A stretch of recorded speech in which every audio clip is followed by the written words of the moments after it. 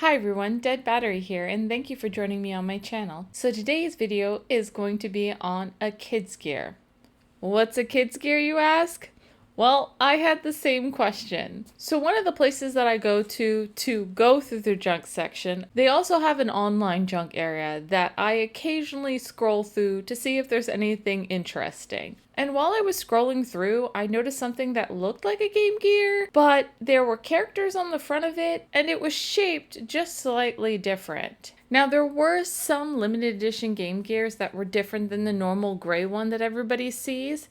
There was a red Coca-Cola one, and a red Magic Knight Ray Earth one. There was also a blue one based on the manga Ninku. There is a white Sega Game Gear, and there was a limited release of how many there were. And Samsung and Majesco also had Game Gears. From what I could also see, there was a gold and diamond encrusted one, but I don't know too much about that one. The Sega Game Gear was released in Japan in October of 1990, and then it was released in North America and Europe in April of 1991. And at the time, it sold for 19,800 yen. And if you didn't know, this was the competitor to Nintendo's Game Boy, Atari's Lynx, as well as NEC's Turbo Express. Interestingly enough, it did have a code name while it was being created, and it was called Project Mercury. And basically they wanted to compete with the Game Boy and make a portable version of the Master System. And to compete with the Game Boy, they wanted to make it a full color screen instead of the monochromatic. They also competed with Game Boy in the games that was released with it. So the Game Gear was released with columns, which is kind of like Tetris that the Game Boy was released with. So they were just butting heads the whole entire time. The Game Boy only took 4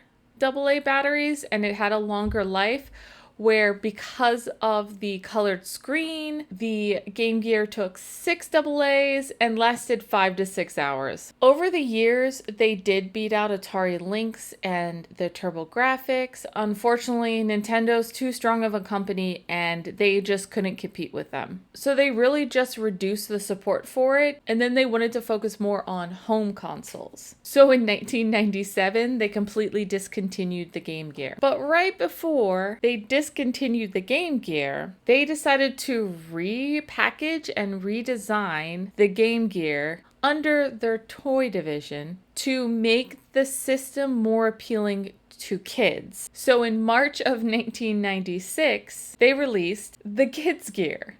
And they did want it to have a simpler design, as well as the button here is blue. Now in total, there were 300 games released for the Sega Game Gear, and the Kids Gear was completely backwards compatible. But they also decided to release 9 more games for the Kids Gear, and each of the games actually say Kids Gear on the front of it. So at this point, I'm hoping that it's the same on the inside, and if so, let's see if there's anything wrong with it, and then we can also just do a capacitor swap, which is my absolute favorite thing to do on Sega Game Gears. So let's open this bad boy up and see how different it is from a regular Game Gear.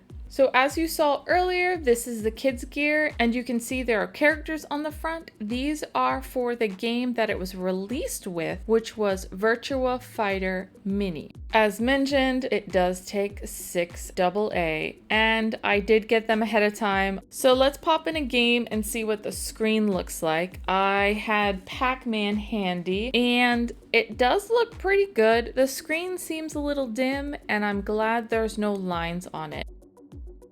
Unfortunately, lines on Game Gears cannot be fixed as easily as Game Boys. Game Gears, sometimes the capacitor swap works, and if it doesn't, then that's it, and you'll have to get a new screen for it. Whereas the Game Boy, if there are vertical lines going down the screen, it usually means you just run a solder iron across where the screen is, and it will repair those traces. There's definitely some dust caught in these areas, and I'll have to give it a good wipe down. To take this apart, there are 6 Phillips head screws. 2 of them are underneath where the batteries go, so do not forget those. And then there's 1 safety screw at the top. Once the screws are out, just carefully lift the shell. There are wires that attach the motherboard to the back of the shell that are for the power as well as the soundboard. The motherboard screws, 2 of them are different, and they're the screws that go where the games slot is. The rest of them are the same. The rest of them are smaller Phillips head, little gold ones, and then the 2 larger ones are Phillips head, but they're silver. You will not get these mixed up. There are different versions of the motherboard, so make sure you find out which version you have before you do capacitor swap. I'll leave a link in the description below so you can see it and see the difference. So on my version, there are 12 capacitors that I'm going to have to remove and replace. When I'm doing this, I do get my tweezers up underneath each of them to pop them off the board, but be careful because if you have any kind of corrosion or leakage, you could also pull up a trace, so be very careful. I usually put my finger over top and give a little bit of a twist and you'll hear it pop off the board. Once it's off, I just bend it up so that I can get the solder iron to it to take it off the board.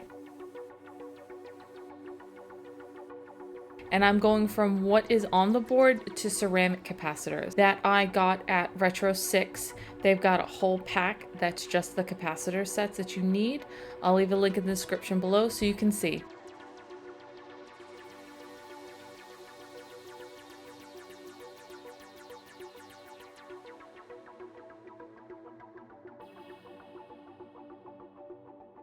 Now that all the older capacitors are off, I can go ahead and start putting the ceramic capacitors in place. Normally I don't take all capacitors off at the same time, however, I've done enough of these that I know where these go. I definitely would suggest putting ceramic capacitors on one at a time so you don't get them confused because there's nothing written on them and their sizes are so close that you could get them confused. So first, I'm going to do the 5 that are 100 microfarad. And these are all on the left-hand side of the board when you're looking at it. And the 5 are C1, C49, C47, C43, C68. Be careful with C68. It is very close to the plastic at the top, and I've definitely burnt that a little bit. So just be careful that you're not burning the plastic when you're trying to put the capacitor in place. Next are the 510 microfarad, and these are in spots C45, C4,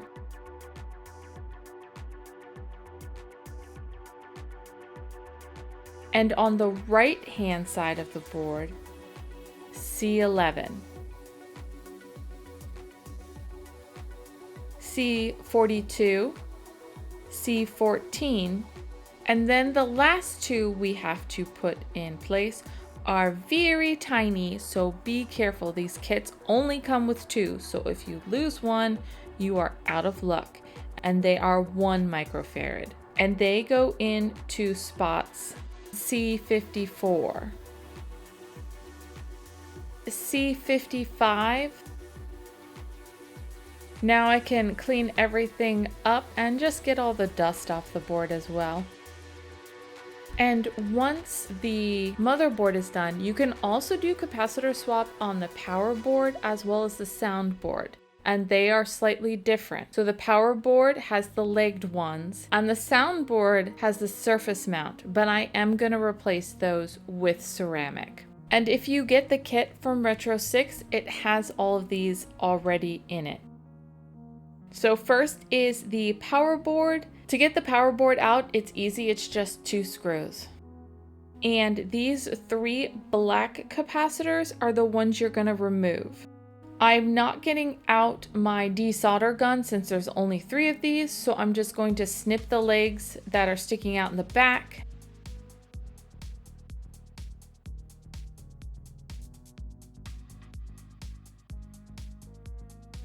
Use the solder iron to heat it up and just pull them out. And then I will use solder wick to clear out the holes. Now I can put the new capacitors in their spots. Once again, make sure they're facing the correct direction. And when I put the legs through, I kind of spread them a little bit so they don't fall out. Now for ceramic capacitors, it doesn't matter. There is no positive or negative side. However, with these, there is. So make sure when you put the new capacitors in, you are lining up that white line to the white spot on the board. So there is a 22 microfarad, a 100 microfarad, and then there's 1,000 microfarad. Then flip the board over, solder down each of the legs, and then trim them so that they're not rubbing up against anything. Now onto the soundboard, and to get the soundboard out, it is also just 2 screws holding it down. This sound motherboard has 5 capacitors on it, and they're all surface mount. I have pulled up so many traces by accident trying to remove these surface mounts. So if you're going to do this, please be careful. I am gonna pull out my hot tweezers.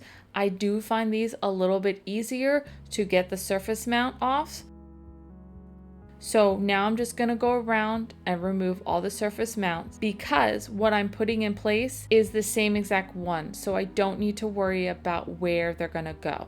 Once all the surface mount are off, I can clean it up and then put flux down, and one at a time, it's going to be 5 of the 100 microfarad.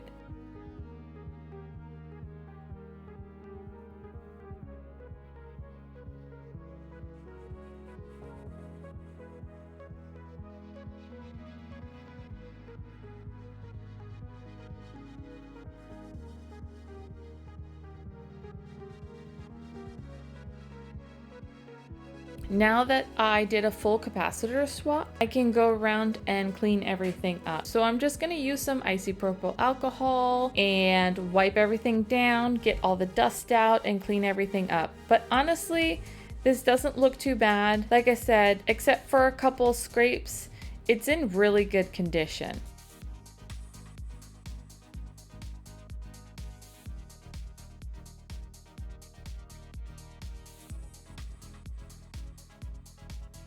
There definitely is some finger jam in the button area, so I am going to clean those off really well so that I can use it.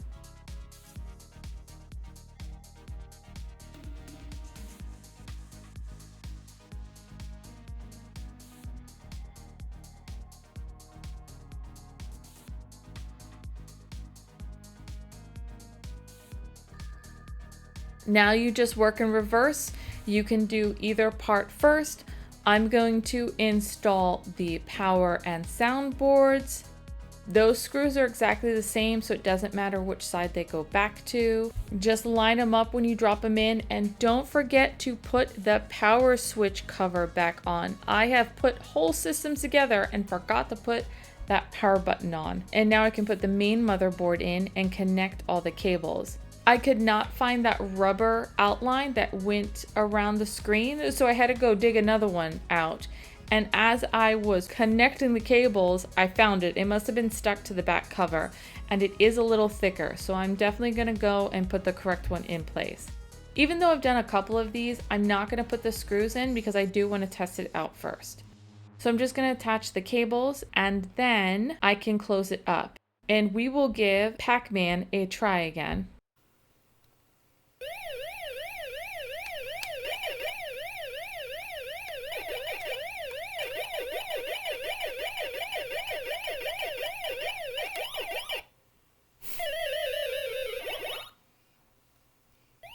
Now that we know it works, I will put all the screws in the motherboard back in place, as well as the 6 screws on the back and then the safety screw. So I do have a surprise, and I was actually able to find the game it was released with, Virtua Fighter Mini. So let's go ahead, put some batteries in, and let's give this a test.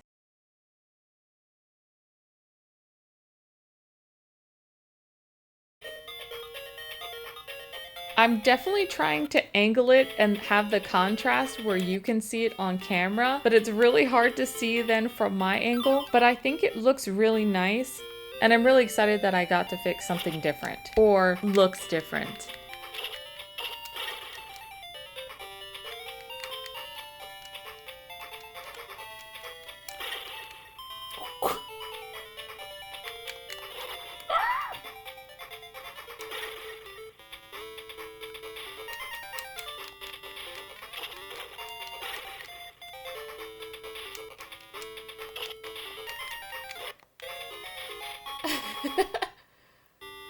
So, in the end, the Sega Game Gear and the Sega Kids Gear are exactly the same on the inside. Now, I don't know if the motherboards on the inside of the Sega Kids Gear are the same like the Game Gear, in the fact that you could have version 1 or version 2 or version 0. I'm assuming maybe because it was the later of them that there was just that one type of board. But since that's the case, I'm debating on something, and let me know in the comments what you think. So now my decision is, since the Kids Gear is working and the Coca-Cola one does not, should I do a motherboard swap to keep the Coca-Cola as original as I can and give the Kids Gear a new screen? Or do you think it's worth more if I do a screen change on the Coca-Cola one and keep the Kids Gear as original? I haven't quite decided what I want to do yet. I kind of feel like I want to keep the Coca-Cola one and the Ray Earth one original, where the Kids Gear one I think would be fun to put a fancy new screen in. But let me know in the comments what you think I should do. I really enjoy capacitor swaps on Game Gears. I know it's not as many capacitors as some other stuff I work on, but something about it is just fun. Unfortunately, one of my soldering irons stopped working, but it was one of the first ones that I ever bought, and it's probably a little over 2 years old. So luckily, I had already bought another one to test out, so I did have another one to use to finish up the job. Let me know in the comments if you've done a Game Gear capacitor swap, and if so, did you enjoy doing it, or is it just tedious work? Also, let me know in the comments if you've ever heard of a Kids Gear and if you've played any of the games. Some of the games did look familiar, like Virtua Fighter, and I believe there was a Bubble Bobble one, but other than that, I didn't quite recognize all the games. I am going to try to look them up though, and maybe see if I can go on a hunt for them. So in the end, it was a unique game system, but on the inside, it was exactly the same. Let me know what your favorite Sega Game Gear is, and I will definitely give it a try. As always, if you like this video, please like and subscribe, share with your friends, and I'll see you again in 2 weeks. Bye!